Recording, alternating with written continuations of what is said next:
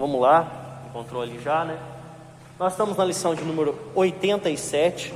Eu vou retirar aqui que eu não estou muito perto de ninguém. E tem um distanciamento bom aqui. O título nosso da lição 87 é A Segunda Vinda do Senhor a Jerusalém.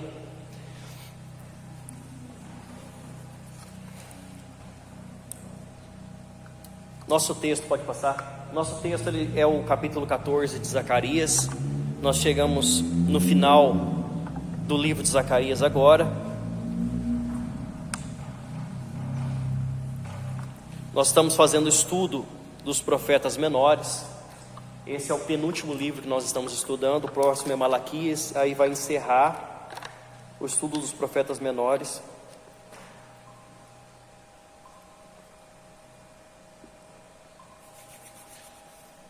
Zacarias 14, nós vamos fazer a leitura do capítulo todo. Os versículos são do 1 até o 21. Eu vou ler o primeiro versículo aqui. A palavra de Deus diz assim: Eis que vem o dia do Senhor, em que os teus despojos se repartirão no meio de ti. 2.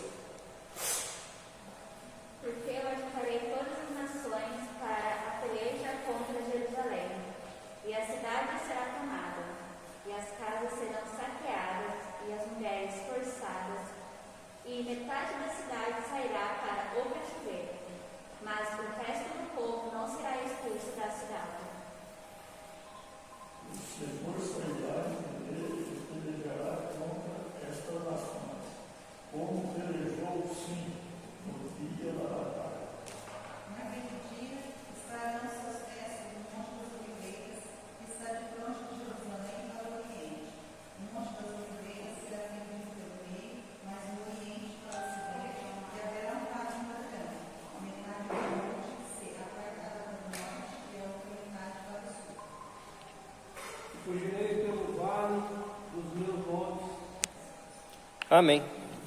Então esse aí é o texto que nós acabamos de ler. Fala sobre as coisas que hão de acontecer no futuro, na época do Armagedon, na época da grande tribulação, em que o povo de Deus, uma parte, dos judeus, vão estar aqui na terra, em que o Senhor vai entrar com intervenção. Vamos lá. Alguém abre para mim aí em Apocalipse, capítulo 16, versículo 14. E outro irmão vai abrir em Zacarias 12, 8.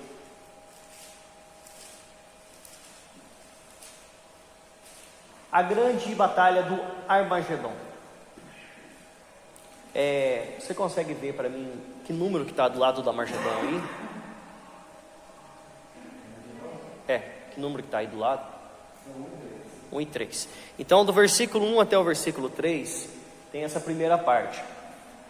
O que nós vemos aqui, eu vou estar lendo em Zacarias. Olha só: Eis que vem o dia do Senhor, em que os teus despojos se repartirão no meio de ti, porque eu ajuntarei todas as nações para pelejar contra Jerusalém, e a cidade será tomada. As casas serão saqueadas, as mulheres forçadas, metade da cidade sairá para o cativeiro, mas o restante do povo não será expulso da cidade. Então sairá o Senhor e pelejará contra estas nações, como pelejou no dia da batalha. Então aqui ele está descrevendo a última, ou uma das últimas batalhas que vai acontecer, que é a guerra do Armagedon. Então essa é a descrição de uma das últimas batalhas do Armagedon. Em Apocalipse 16, 14, quem achou? Porque são espíritos de demônios que fazem prodígios, os quais virão ao encontro dos reis de todo mundo para os congregarem para a batalha naquele dia, a grande dia do Senhor Todo-Poderoso. Então, o próprio Deus diz aqui no comecinho que ele, no versículo 2, eu ajuntarei todas as nações. Aí ali fala o quê? Que os demônios, eles vêm nos líderes das nações, incitando eles para se ajuntarem contra o povo de Deus. Parece contraditório, mas não é. Porque tudo isso é uma coisa que Deus já predeterminou. Então, como aquela frase, né? Quando Deus fala até o diabo obedece, é exatamente isso, né? Deus, Ele próprio levanta esses demônios para Ele incitarem os reis a irem contra Jerusalém, né? A irem contra o povo de Deus, para acontecer esse cumprimento dessa palavra aqui. Então, Jerusalém, ela vai ser tomada, segundo o versículo 2 mesmo, ele fala aqui: todas as nações para pelejar contra Jerusalém, e a cidade será tomada. Então a cidade de Jerusalém ali, neste tempo nosso, né, nesse tempo que acontecerá essa grande tribulação, essa grande guerra, lá vai ser tomada de fato. Um povo vai ser disperso, outro povo vai ficar dentro da cidade, né? E ali o que vai acontecer? Os despojos serão divididos. No próprio versículo 1 ele fala: repartirão os teus despojos no meio de ti. Então eles vão saquear, vão roubar. Ali fala, vão forçar as mulheres, né? Vai ser uma invasão forte, né? O povo vai ficar cercado, porque todas as nações vão ir contra o povo de Deus, né? Ou contra o Israel neste momento, né? Que estiverem aqui na terra. É bom deixar uma coisa bem clara, que a igreja não vai estar mais aqui na terra. Nesse momento, nesse período, a igreja vai estar com Cristo lá, junto em Jerusalém.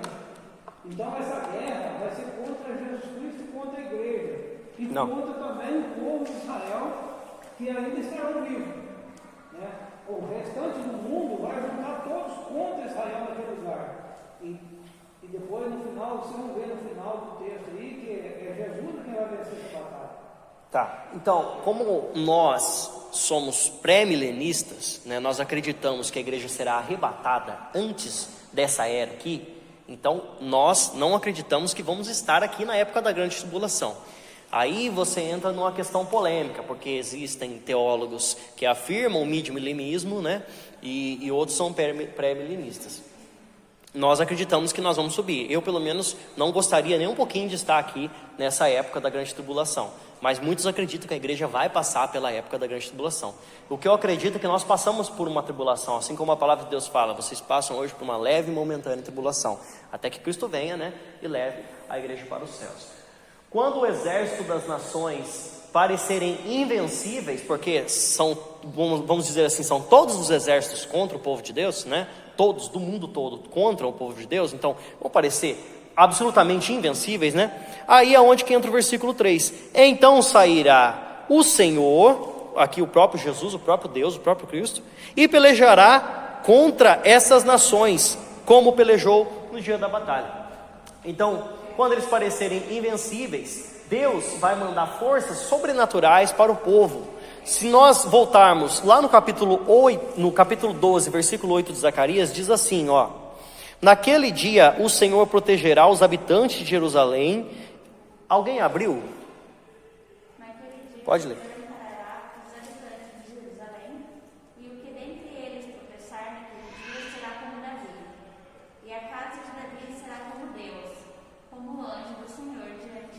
Então você vê ali ele falando o quê? O mais fraco, ele vai ser como o guerreiro Davi. Ontem eu falei para ela, a gente estava vendo um documentário sobre os gigantes da terra, né? Encaixou certinho aqui. E aí eu falei para ela: olha, o maior homem registrado na face da terra, eu esqueci o nome dele, mas ele tinha 2,72 metros de altura, né? Foi há pouco tempo ali, né? Eu não lembro a data também, eu sou uma beleza para esquecer das coisas. Não é um outro homem lá, porque ele morreu com essa altura. Ele foi crescendo até o final da vida dele. Quando ele morreu, ele tinha essa altura. Então, é 2,72 metros. Eu falei para ela: olha que interessante, Golias era mais alto que ele. Só que Golias não foi fotografado, né? Golias não tinha um problema de saúde, porque esse fato das pessoas hoje crescerem muito é um distúrbio, né? É um distúrbio do hormônio. Como é que chama o hormônio? Tireoide, né? O hormônio do crescimento. É um distúrbio, e a pessoa acarreta vários problemas de saúde, problemas na coluna, problema nas juntas, fraqueza, coração fraco, e aí vai, né? Vários distúrbios, né? Que as pessoas morrem com 30, 25, 17 anos de idade. Outros vivem mais porque hoje nós estamos numa época com mais, né, tratamentos. Mas enfim, Golias não tinha um problema de saúde, pelo contrário, Golias ele era um gigante por natureza, e ele tinha entre 2,90 e 2,95 de altura. A Bíblia relata ali 6 côvados de altura e 1 palmo, né? O côvado ali, alguns falam que o côvado tem 44,5, outros falam que o côvado tem 46, 45, é nessa faixa, né? O côvado o que é? O côvado é a medida da palma da sua mão até o antebraço. Essa aqui é a medida de um côvado, tá? É aberto, né, aliás, é essa medida aqui. E o palmo, né, ele é medido dessa forma. Então, o palmo tem geralmente 23, 22 centímetros e meio, né? É uma média para eles medir. Então, ele tinha lá os seus 2,90, 2,95 de altura. É muito alto, né? O 2,90 de altura é o pé direito de uma casa, né? É você olhar para a laje da sua casa e você ver uma pessoa naquela altura ali. E não é só isso, ele era um cara grande, ele era um guerreiro, ele era forte. Aí você pega o Davizinho, homem bonito, ruivo, né? Cuidador de ovelha. Ninguém dava nada pro tal do Davizinho, era o mais novo da família de Jessé.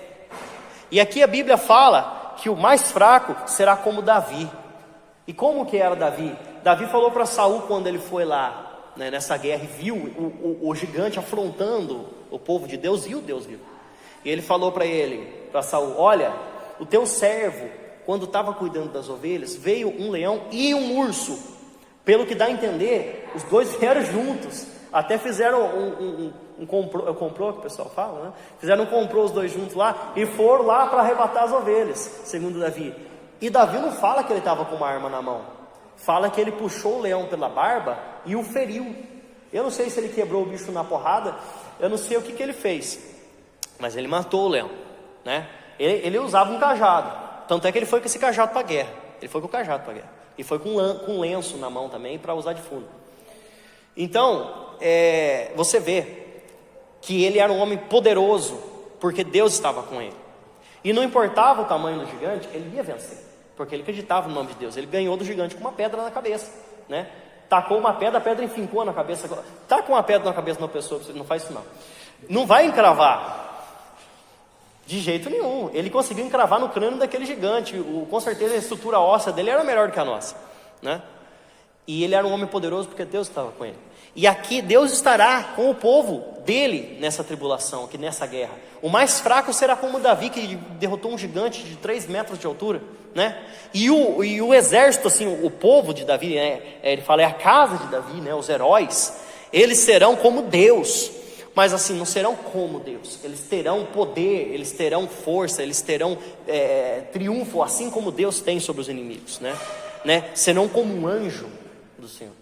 Então, isso aqui é a descrição do que vai acontecer nesse dia. Pode passar? Não vou perder muito tempo aqui. Vamos lá, alguém abre para mim Amós 1:1. Quem não leu ainda?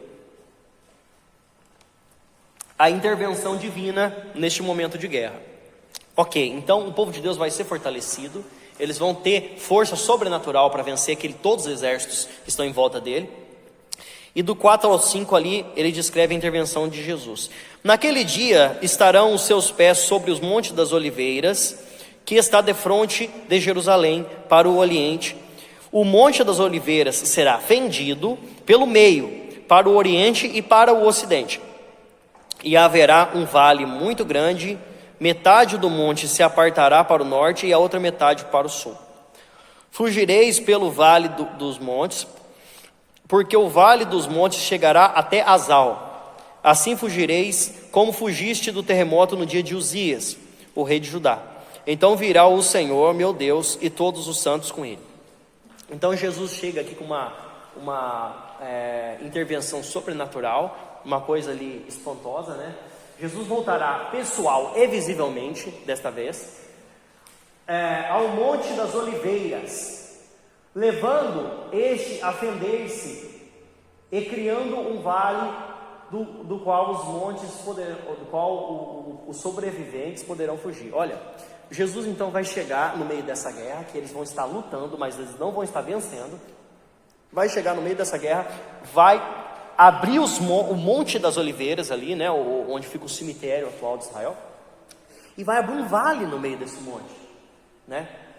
E o povo que está nessa peleja, o povo de Deus, vai fugir por esse monte, vai escapar da guerra, né? Azal, que fala aqui, é uma localização incerta deste local. Talvez seja uma vila próxima de Jerusalém. Não é citado a localização dele em lugar nenhum da Bíblia, tá? O terremoto, tá cortando o finalzinho ali, ó. Talvez tenha que mexer no foco tenta mexer no foco aí para ver se melhora. Não? Nada? Quando você girar o foco, você tem que girar a lente também para poder acompanhar, mas eu acho que não vai resolvendo. Qualquer coisa. É só essa linha aí que eu cortou mais. Só isso? Então tá bom. Intervenção divina. Então, o terremoto, quem achou lá em Amós 1?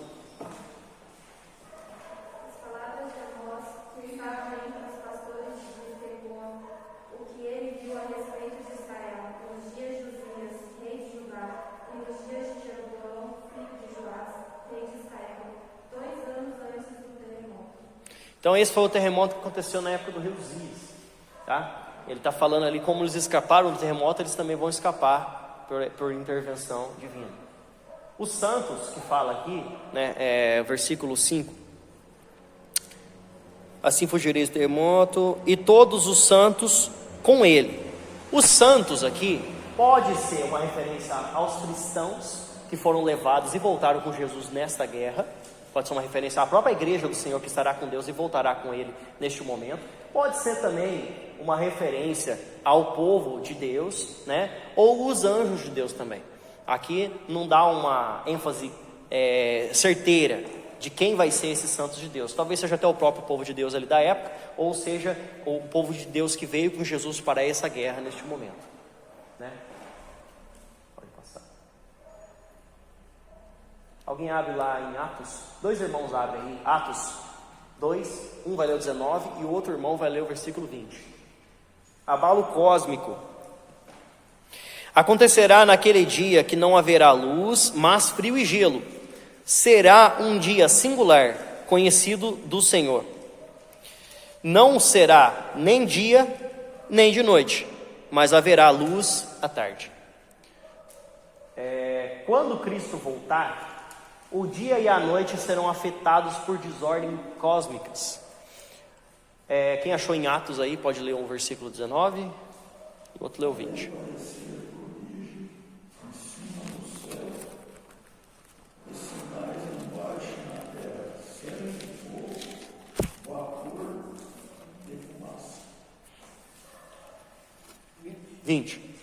O sol se converterá em trevas, a lua em sangue, antes que chegue o grande e glorioso dia do Senhor. Então você vê aqui em Atos, ele dando a descrição do que vai acontecer nesses dias, né? O sol se converte em trevas, a lua sangue, né? Antes que venha o dia do Senhor, porque isso aqui é o começo da guerra. A guerra começou ali. Ele está dando a descrição do início das coisas na época da grande tribulação, tá? Pode passar. No versículo 8 e 9 diz assim: naquele dia também sucederá que correrão de Jerusalém águas vivas, metade delas para o mar oriental e a outra metade até o mar ocidental. No verão e no inverno sucederá isso. O Senhor será rei sobre toda a terra naquele dia. Um só será o Senhor e um só será o seu nome.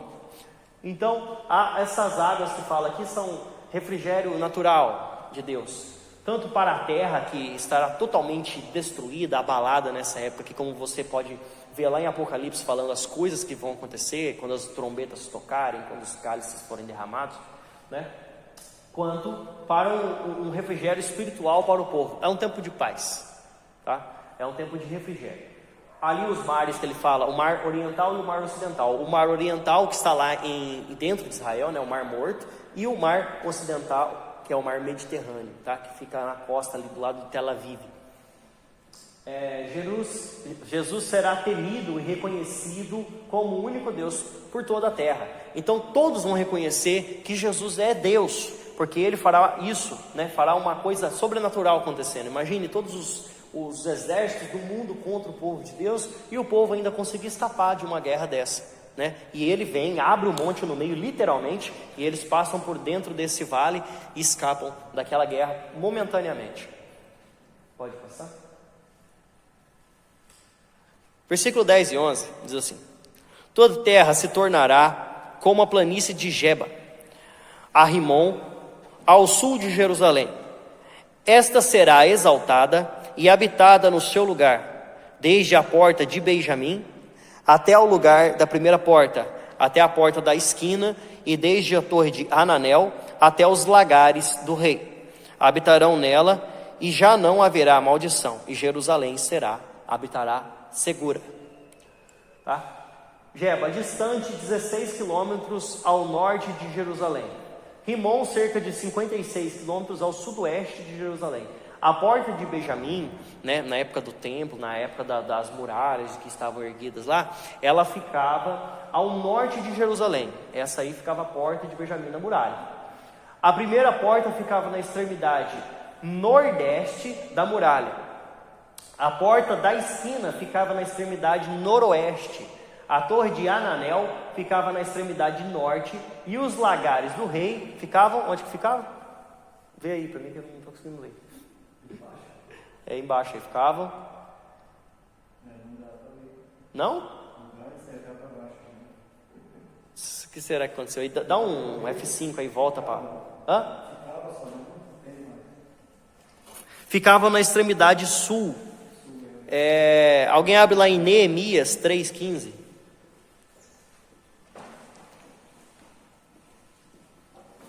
Qualquer coisa, tira do F5 aí, deixa na página normal.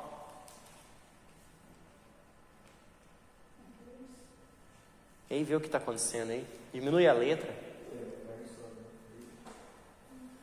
Engraçado, comigo lá não ficou nada. Chegou aqui, a configuração mudou. Mudou o tamanho das letras que estiver passando do lado de baixo do slide. Alguém achou em Neemias?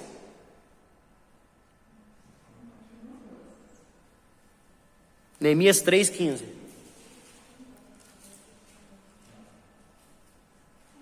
Achou? Pode ler então.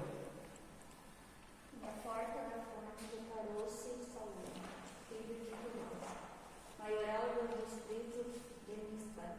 Este a edificou e a cobriu, e levantou as portas com as suas fechaduras e os seus ferrolhos, como também o muro do Oliveiro, de Selá, ao pé do jardim do rei, mesmo até os degraus que descem da cidade de Davi.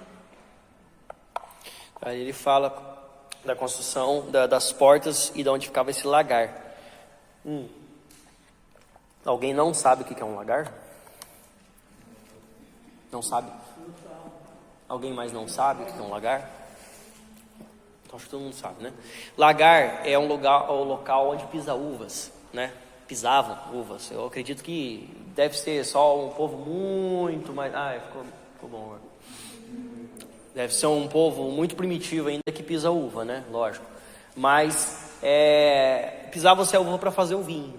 Então esse é o lagar, né? Você fica numa parte mais alta, pisa e o caldo da uva vai escorrendo até um tanque, um reservatório embaixo. Tinha um lagar lá no túmulo, no Getsemane. Lá no Getsemane tinha um lagar, né? Onde pisava é uma piscininha de pedra e tem uma saída. Uma canaleta. Uma canaleta que sai num poço maior. Suco, né? Então a pessoa pisa lá e vai, depois tira a casca. E o açaí também é dessa forma. Pisado também. Pode passar? Ok. Voltando para a guerra. Então agora vai mudar o cenário. Então essa será a praga com que o Senhor ferirá todos os povos que guerrearem contra Jerusalém. Então agora Deus vai mostrar para eles o que vai acontecer com eles por causa deles terem ido contra o povo de Deus nessa guerra. Aí do capítulo 14, do versículo 12 até o versículo 16. Vamos lá. A praga é o seguinte: sua carne se apodrecerá, estando eles de pé. Apodrecer-lhe-se-ão os olhos nas órbitas. Os olhos nas órbitas secarão, ficarão podres, ficarão necrosados.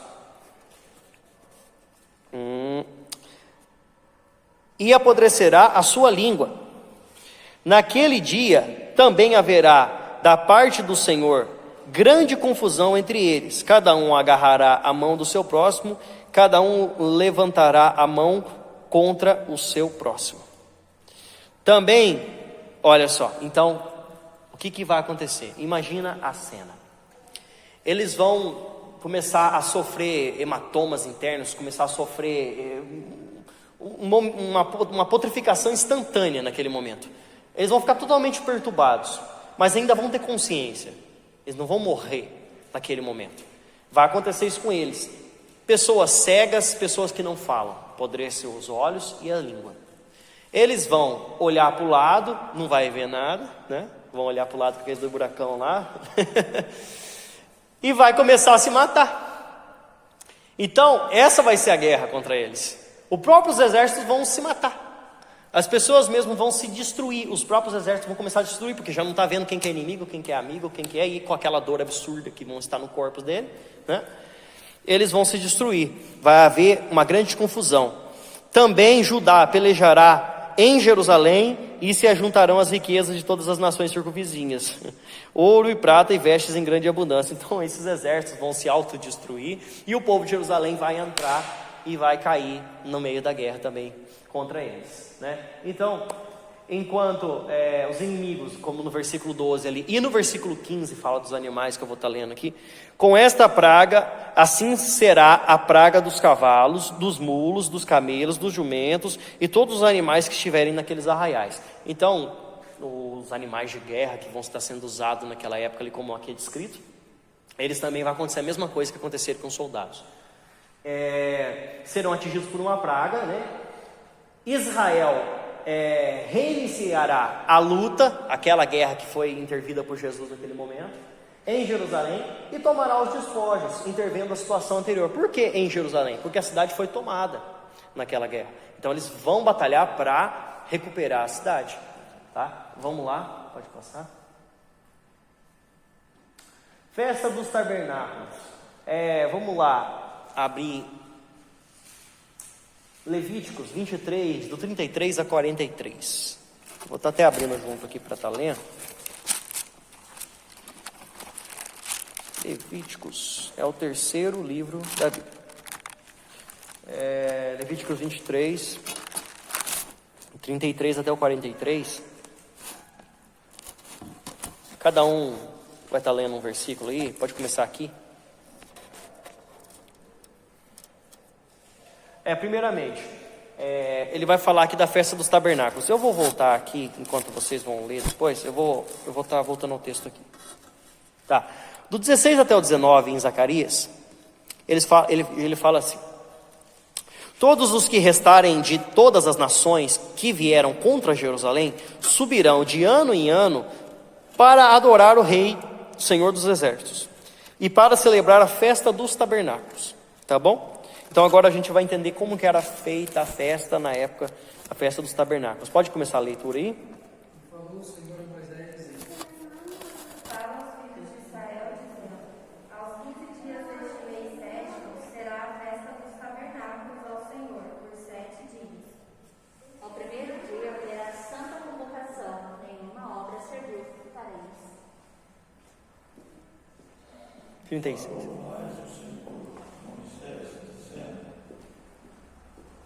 Não, versículo 36. 36. 36.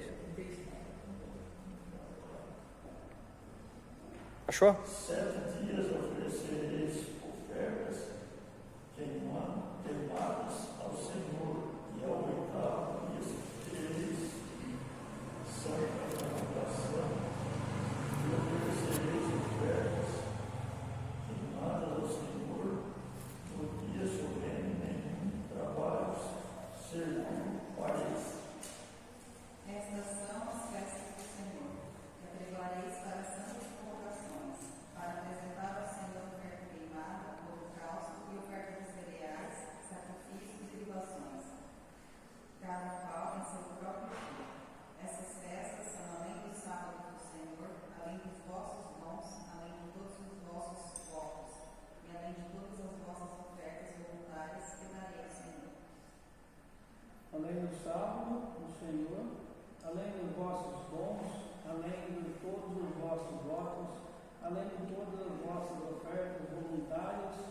darei ao Senhor. 39. Pode ler, irmão. 39. Porém, os 15 dias dos meses sétimo, quando tiveste recolhido os produtos da terra, celebrareis festa do Senhor por 7 dias. O primeiro dia também aos 8º haverá descanso solene.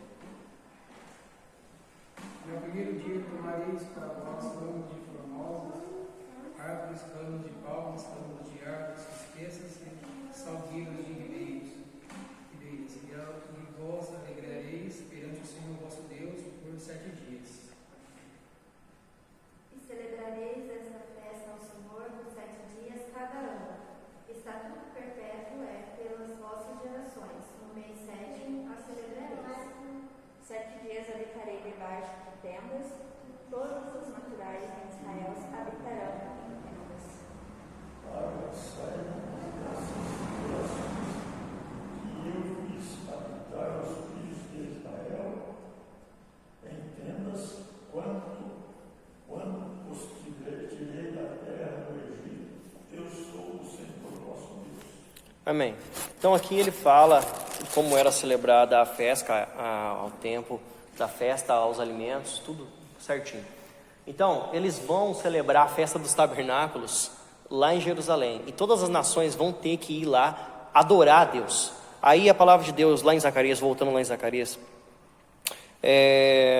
no versículo 17 fala assim: se alguma das famílias da terra não subir a Jerusalém para adorar o rei, o Senhor dos exércitos, não virá chuva sobre ela.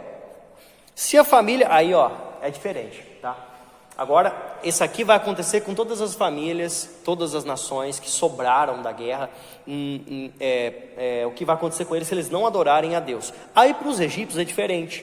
Para os egípcios não é a mesma coisa. Ele fala aqui, no versículo 18: se a família dos egípcios não subir nem vier, não cairá sobre eles a chuva, virá a praga, com que o Senhor ferirá as nações que não subirem para celebrar a festa dos tabernáculos. Este será o castigo dos egípcios e o castigo de todas as nações que não subirem para celebrar a festa dos tabernáculos.